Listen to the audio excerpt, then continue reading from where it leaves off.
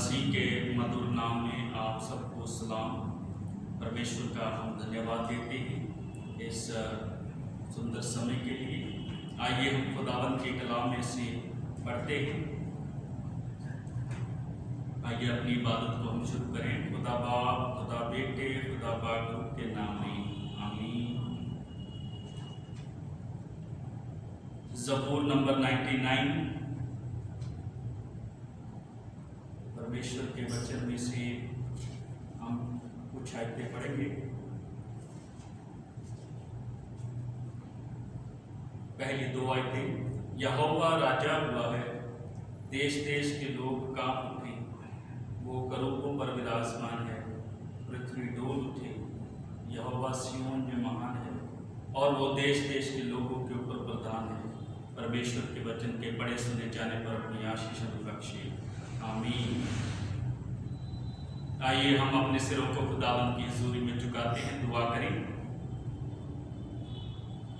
सर्वशक्तिमान अति दयालु परमेश्वर, आकाश और जमीन के खालिक और मालिक, अब्राहम, इसहाक और याकूब के परमेश्वर, धन्यवाद धन्यवाद धन्यवाद इस समय के लिए खुदावंद। धन्यवाद देते हैं खुदावंद उन सब आशीषों के लिए जो आप हमें देते हैं। धन्यवाद देते हैं खुदावंद क्राइस्ट चर्च की तमाम कलीसिया के लिए जो अपने घरों में रहकर दुआ, प्रार्थना, गीत, वचन आपकी स्तुति महिमा करते हैं। उन सबको बहुत सारी आशीष और बरकत देना। धन्यवाद करते हैं खुदावंद आपके सब विश्वासियों के लिए जो खुदावंद आपकी स्तुति आराधना में लगे रहते हैं। धन्यवाद करते हैं खुदावंद हमारी चर्च ऑफ नॉर्थ इंडिया के लिए, तमाम ऑनरेबल बिशप्स के लिए, हमारे मॉडरेटर साहब के लिए, सब पूरे सीनेट के लिए, तमाम पासवानों के लिए, सारी कलीसियाओं के लिए। खुदावंद आपने खुदावंद हमें सुरक्षित रखा, तंदुरुस्त रखा। हम आपके शुक्रगुजार हैं। प्रार्थना करते हैं खुदावंद कि ये बीमारी कोविड-19 जिसकी वजह से खुदावंद लाखों लोग बेघर हो गए, बहुत सारे लोग प्रभु जी डेली बीमार हो रहे। लगातार जब पूरी दुनिया में दुआएं चलती हैं खुदावंद, आप अनुग्रहकारी हैं, रहमदिल हैं, हमारी प्रार्थना को सुनते हैं।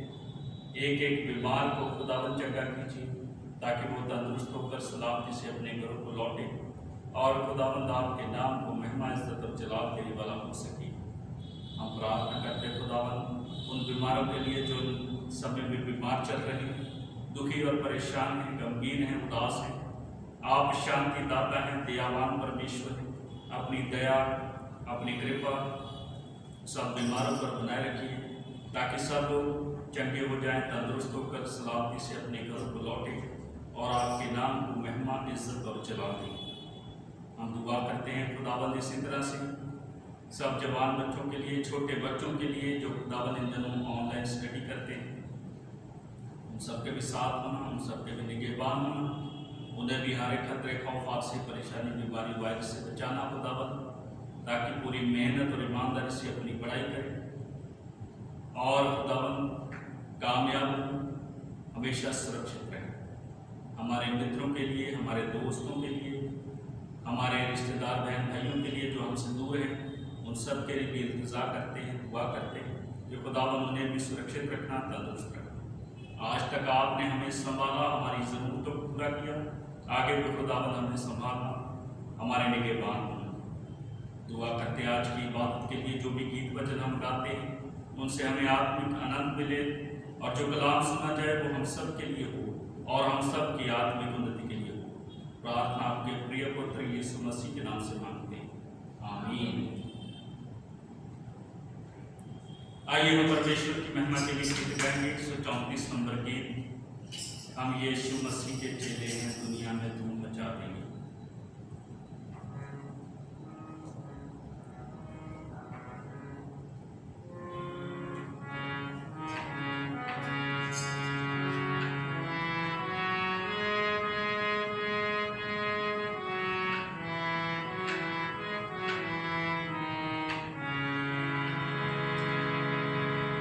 हम यीशु मसीह के चेले हैं, दुनिया में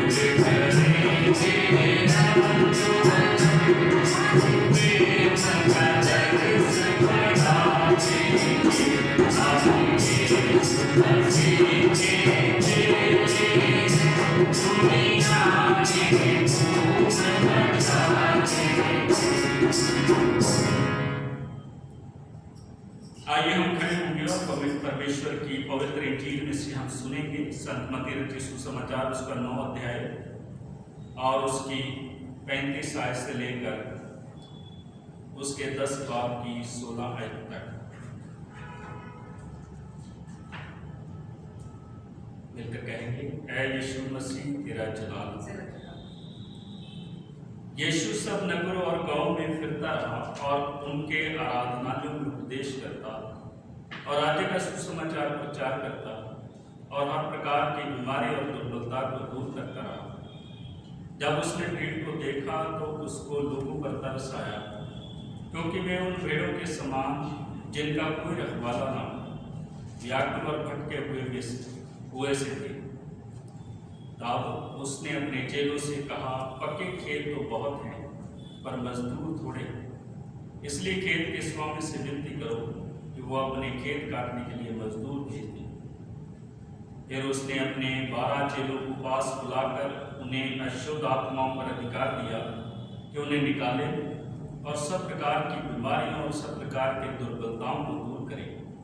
इन 12 प्रेरितों के नाम ये: पहला शमौन जो पतरस कहलाता है, और उसका भाई अंद्रयास, जब्दी का पुत्र याकूब और उसका भाई यूहन्ना, फिलिपुस और बरतुल्मै, थोमा और महसूल देने वाला मत्ती, अल्फाई का पुत्र याकूब और तदै, शमौन कनानी और यहूदा इस्करियोती जिसने उसे पकड़वा भी दिया। इन 12 को यीशु ने ये आज्ञा देकर भेजा, अन्य जातियों की ओर ना जाना और सामरियों के किसी नगर में प्रवेश ना करना, परंतु इज़राइल के घराने की खोई हुई भेड़ों के पास जाना। और चलते चलते ये सुसमाचार करो, स्वर्ग का राज्य निकट आ गया। बीमारों को चंगा करो, मरे हुओं को जिलाओ, कोढ़ियों को शुद्ध करो, दुष्ट आत्माओं को निकालो। तुमने सेंत में पाया है, सेंत में दो। अपने पटकों में ना तो सोना और ना रूपा और ना तांबा रखना। मार्ग के लिए ना चूड़ी रखो, ना 2 कुर्ते, ना जूते और ना लाठी हो, क्योंकि मजदूर को उसका भोजन मिलना चाहिए। जिस किसी नगर या गांव में जाओ तो पता लगाओ कि वहाँ कौन योग्य है, और जब तक वहाँ से ना निकलो उसी के यहाँ रहो। घर में प्रवेश करते हुए उसको आशीष देना। यदि उस घर के लोग अवश्य योग्य होंगे तो तुम्हारा कल्याण उन पर पहुँचेगा, परंतु यदि वे योग्य ना हो तो तुम्हारा कल्याण तुम्हारे पास लौट आएगा। जो कोई तुम्हें ग्रहण ना करे और तुम्हारी बातें ना सुने, उस घर या उस नगर से निकलते हुए अपने पाँव की धूल झाड़ करे। मैं तुमसे सच सच कहता हूँ कि न्याय के दिन उस नगर की दशा से सदोम और अमोरा के देश की दशा अधिक सहने योग्य होगी। ये दावत की पवित्र इंजील है। इसके पढ़े सुने जाने पर दावत सबको आशीष करता है। आमीन। दुआ करें। मेहरबान अति दयालु परमेश्वर, जो कलाम पढ़ा गया, सुना गया, इसे समझने के लिए हमें मन बुद्धि प्रकाश देना, ताकि ये वचन हमारे जीवनों में घर कर जाए और 7 नहीं 100 नहीं 1000 गुना फायदे किया है, और सारी महिमा आदर और जलाल आपके पवित्र नाम को मिले। खुदावंद यीशु मसीह के नाम से मांगते हैं, आमीन। हालेलुया। हालेलुया। परमेश्वर का हम शुक्र करते हैं, धन्यवाद करते हैं इस सुंदर समय के लिए जो खुदावंद ने हमें दिया। मुझे बड़ा अच्छा लगता है जब परमेश्वर का वचन मैं आप लोगों से बांटता हूँ, चाहे वो ऑनलाइन ही क्यों ना हो, क्योंकि खुदा का कलाम लोगों के साथ शेयर करना, बांटना, इससे बड़ी से कई और कोई नहीं। और परमेश्वर ने अपने बंदों को चुना है खुदावंद की खिदमत के लिए, उसके सुसमाचार को फैलाने के लिए, घर घर इंजील को सुनाने के लिए, इस खुशखबरी को देने के लिए। आज का जो विषय है कि परमेश्वर अपने लोगों को चुनता है उसकी सेवकाई करने के लिए। मेरे अजीजों, परमेश्वर के वचन में से हम सुनते आए हैं कि वो अति महान, अति करुणामय परमेश्वर है, और उसने अपने प्लानिंग को पूरा करने के लिए अलग अलग समय में अपने नबियों को, अपने दासों को, अपने लोगों को चुना है अपनी खिदमत के लिए, ताकि उसकी पवित्र मर्जी को हर हालत में उसके लोगों तक पहुंचाया जाए। और मैं परमेश्वर का धन्यवाद देता हूँ कि खुदावंद जो इतना महान है, इतना अति करुणामय है, वो उसने पूरी दुनिया में अपने बंदों को अपनी खिदमत के लिए चुना हुआ है। और जो उसके दास होते हैं, जो उसके नबी होते हैं, परमेश्वर के वचन में हमने पढ़ा कि उसकी पवित्र मर्जी को वो लोगों तक बांटते हैं। जो खुदा का कलाम कहता है उसे वो सुनाते हैं, ताकि लोग प्रिपेयर हो जाएं कि खुदावंद हमारे जीवनों से क्या चाहता है। और जब जब कठिन समय आता है, जब जब परेशानियां आती हैं, परीक्षाओं में हम गिर जाते हैं, खुदा के यही बंदे जब परमेश्वर से दुआ मांगते हैं अपने लोगों के लिए, अपने लोगों पर रहम के लिए, तो परमेश्वर अपने दासों की प्रार्थनाओं को सुनकर अपने लोगों को माफ करता है और अपनी दया, अपनी करुणा अपने लोगों पर बनाए रखता है। हम शुरुआत करेंगे ज़बूर से। अगर ज़बूर उसका 99 अध्याय उसकी 2 आयत में लिखा है, यहोवा सिय्योन में महान है और वो देश देश के लोगों के ऊपर प्रधान है। परमेश्वर अति स्तुति के योग्य है, अति करुणामय है। ज़बूर 99 उसकी 6 आयत में लिखा है, उसके याजकों में मूसा और हारून और प्रार्थना करने वालों में से शमूएल यहोवा को पुकारते थे, वे उनकी सुन लेता। जैसे मैंने आपको बताया कि परमेश्वर ने अपने दासों को, अपने नबियों को, अपने पैगंबरों को, अपने वचन सुनाने वाले परमेश्वर के दासों को उसने चुना है। और यहाँ पर हमने देखा कि ज़बूर में लिखा हुआ कि किस प्रकार मूसा और हारून और शमूएल जब जब परमेश्वर यहोवा को पुकारते थे, परमेश्वर यहोवा उनकी दुआओं को सुन लेता था। क्योंकि खुदावंद जो दया का परमेश्वर है, वो अपने लोगों पर अपनी करुणा बनाए रखता है। परंतु ये भी सच बात है कि उसने इस पृथ्वी पर अपने दासों को भेजा हुआ है कि उसके वचन को, उस सच्चाई को, स्वर्ग के राज्य के बारे में लोगों तक बताया जाए, परमेश्वर की मर्जी को लोगों तक पहुंचाया जाए। और इसीलिए आज पूरी दुनिया में हम देखते हैं कि भिन्न भिन्न देशों में, भिन्न भिन्न जगहों में खुदा के बंदे, खुदा के दास परमेश्वर के जीवित वचन को लोगों तक पहुंचाते हैं। और परमेश्वर का जीवित वचन बहुत सारी भाषाओं में लोगों तक पहुंचा हुआ है। इसके लिए हम खुदावंद के अति शुक्रगुजार हैं। परमेश्वर की सेवकाई आसान काम नहीं है। जब जब परमेश्वर ने देखा कि उसके लोग उस वचन के, सच्चाई के तलाश में हैं और उनको ज़रूरत है कि उनका कोई चरवाहा हो जो उनका मार्गदर्शन करे, जो उन्हें सच्चाई से अवगत करे, तब परमेश्वर ने अपने लोगों को चुना है। चुनाव सिर्फ खुदावंद ही कर सकता है, इंसान नहीं कर सकता। परमेश्वर ने चुनाव किया अपने बंदों का, हम नहीं कर सकते। अगर हम पवित्र बाइबल में देखें तो एक हिस्सा जो पुराने नियम में आप पढ़ें घर में, गिनती की पुस्तक उसका 27 अध्याय उसकी 15 से लेकर 23 आयत में, तो वहां पर आप देखेंगे कि मूसा परमेश्वर यहोवा से बातचीत कर रहा है। हे यहोवा, कि तू अपने लोगों के लिए एक ऐसा पुरुष नियुक्त कर दे जो तेरे सामने आया जाया करे, और क्योंकि तू सारी आत्माओं का परमेश्वर है, तुझमें पवित्र आत्मा बसता है, तो अपने एक ऐसे बंदे को तैयार कर जिसमें खुदावंद तेरा आत्मा बसा हो और तेरे लोग उसकी बात को सुने और वो तेरे सामने तेरी पवित्र हजूरी में उपस्थित हुआ करे। तब परमेश्वर यहोवा ने कहा मूसा को कि तू नून के पुत्र यहोशू को तू याजक एलियाजर के सामने उस पर हाथ रख और उसे तैयार कर, क्योंकि उसमें मेरा आत्मा बसता है। वो एक ऐसा बंदा है जो बाकियों से भिन्न है, उसमें मेरा आत्मा बसता है।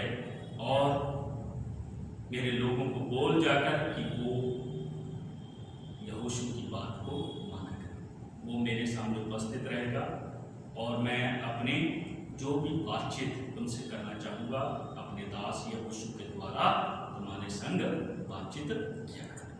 तो यहाँ पर हम देखते हैं कि किस प्रकार परमेश्वर यहोवा ने अपने बंदे को नियुक्त किया, यहोशू को नियुक्त किया। उसने और भी बहुत सारे परमेश्वर का भय रखने वाले लोग थे, लेकिन उसने नून के पुत्र यहोशू को अपनी खिदमत के लिए चुन लिया। तो चुनाव कौन करता है?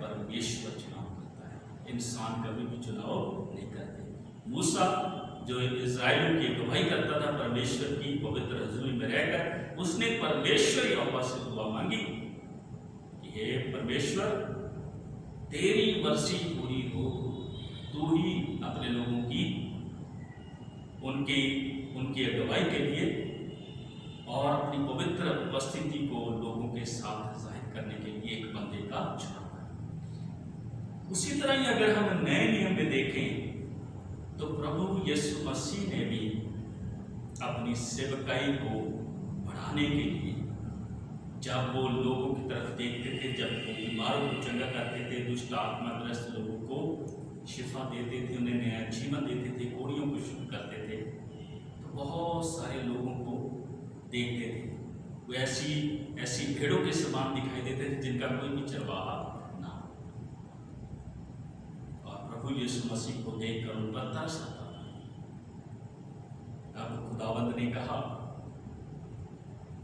संत मत्ती रचित सुसमाचार उसका 9 अध्याय 37 आयत में उसने अपने चेलों से कहा, पक्के खेत तो बहुत हैं पर मजदूर थोड़े हैं, इसलिए खेत के स्वामी से विनती करो कि वो अपने खेत काटने के लिए मजदूर भेज दें। विनती करो, प्रार्थना अति आवश्यक है।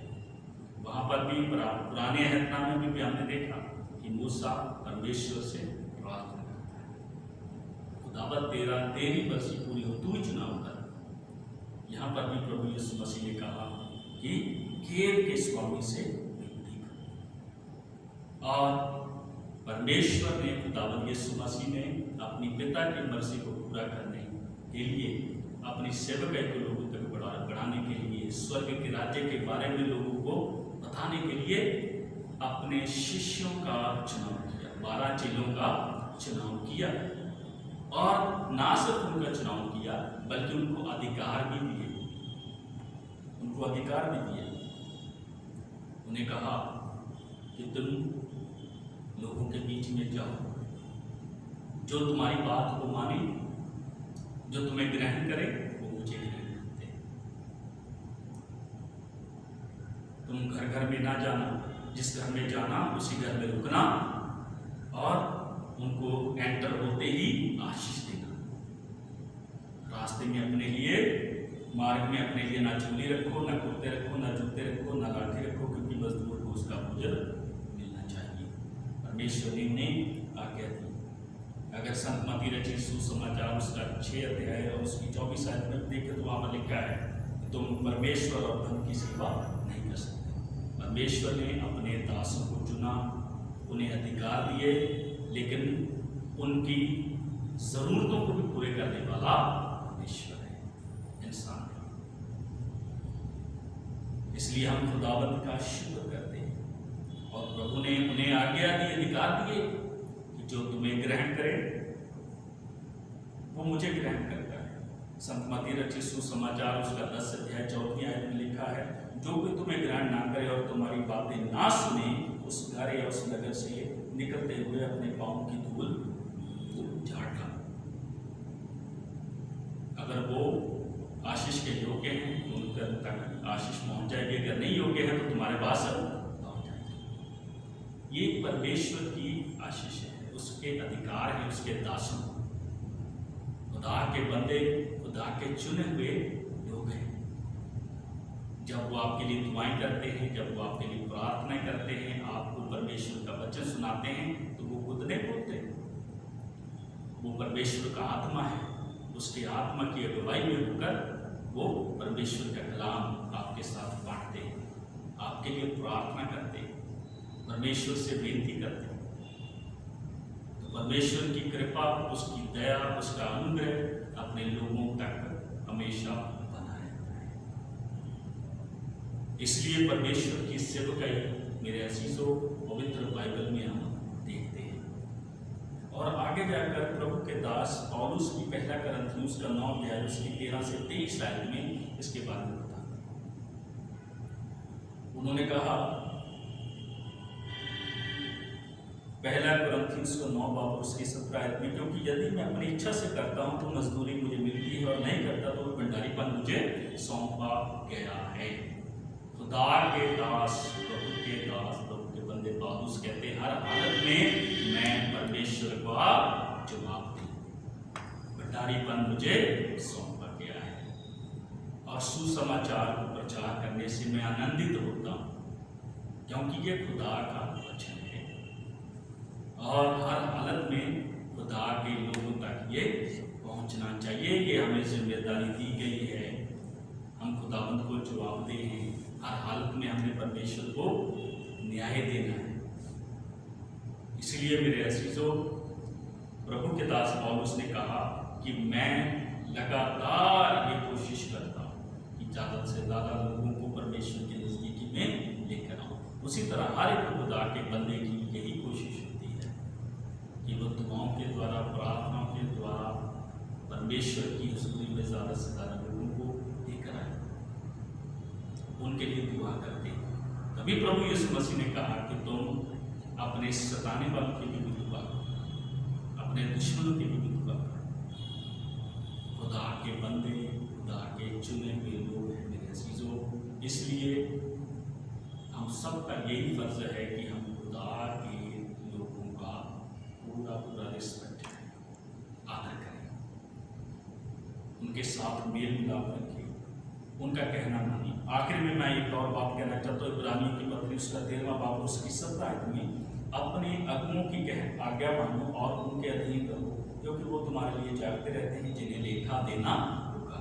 अपने अगुओं की आज्ञा मानो, ये हम सबका कर्तव्य है कि जो आपके पासवान हैं, जो रहबर हैं, खुदा के बंदे हैं, उनका कहना माने, परमेश्वर के वचन को सुने और उसे अपने जीवन में गहराई से हम ज़्यादा से ज़्यादा बढ़ाएं, ताकि परमेश्वर की नज़दीकी में हम बढ़ते चले जाएं। याद रखें, द ग्रेट कमीशन संत मत्ती रचित सुसमाचार उसका 28 अध्याय और उसकी 19 और 20 आयत में अगर आप देखें तो वहाँ पर साफ प्रभु ने यह दिखा दिया कि तुम जाओ और जाति जाति के लोगों को चेला बनाओ और उन्हें पिता, पुत्र और पवित्र आत्मा के नाम से बपतिस्मा दो, और जो बातें मैंने तुम्हें सिखाई हैं उन्हें मानना सिखाओ। प्रभु यीशु मसीह ने ये आज्ञाएं अपने चेलों को दी हैं कि तुम्हें जो बातें मैंने तुम्हें सिखाई हैं वो लोगों को सिखाना है। खुदा के लोग, खुदा का कलाम, खुदा की बातें, खुदा की आज्ञाएं आपको सिखाते हैं। हर हालत में हमने परमेश्वर के दासों के लिए दुआ करनी है और उनके आज्ञा में बने रहना है और उनका आदर हमेशा करते रहना है। परमेश्वर आप सबको आशीष और बरकत दे, आमीन। अब हमारे खुदावंद यीशु मसीह का फजल, खुदा बाप की मोहब्बत और पवित्र आत्मा की रिफाकत और शराकत अब से लेकर हमेशा तक हम सबके साथ होगी।